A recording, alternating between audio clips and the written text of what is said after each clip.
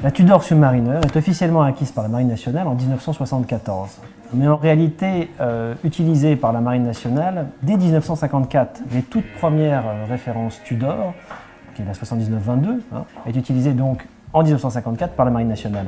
Cette Tudor Marine nationale a été créée, enfin a été livrée à la demande de la Marine pour leur corps d'armée d'élite, les plongeurs, donc les plongeurs des mineurs, mais aussi également les plongeurs du commando Hubert, GISMER, groupe d'intervention sous-marinier. Tous ces corps d'armée sont référencés en réalité dans les registres de la Marine nationale. Et donc chaque montre était attribuée à une année avec un gravure au dos, MN quelque chose, l'année de livraison à l'armée, et puis avec son numéro de série, on la reconnaissait pour savoir à quel donc, groupe armé elle était attribuée.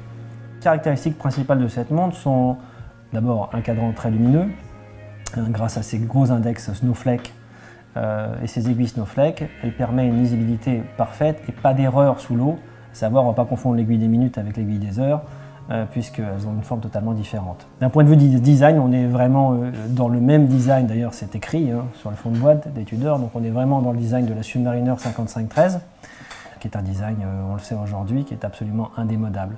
Alors le petit côté plus de cette montre, c'est son cadran bleu, et ce fameux bleu Tudor, et sa lunette aussi, son insert de lunette qui est bleu, et qui permet d'avoir une montre avec un charme fou comme on a ici.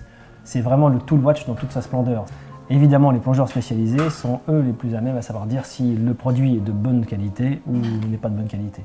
Et donc la Submariner Tudor, vraisemblablement, était un produit qui gardait des dizaines et des dizaines d'années dans les stocks de l'armée, donc c'était une bonne pièce. Bien évidemment, ce qui a impacté le monde horloger avec la Tudor Submariner, c'est son design. Donc un design issu de Rolex et Tudor. Et ce design, bien évidemment, a été repris par nombre de marques et puis fait partie des montres iconiques les plus connues dans le monde entier. Voilà. La transition avec le prochain épisode est toute trouvée. La Tudor Marine nationale est vraiment le tool watch par excellence. Et la montre qu'on va vous présenter donc, dans ce prochain épisode, c'est une montre outil aussi, puisque c'est la montre par excellence des pilotes, la montre que les pilotes utilisaient tous les jours, c'est la Breitling Navitimer.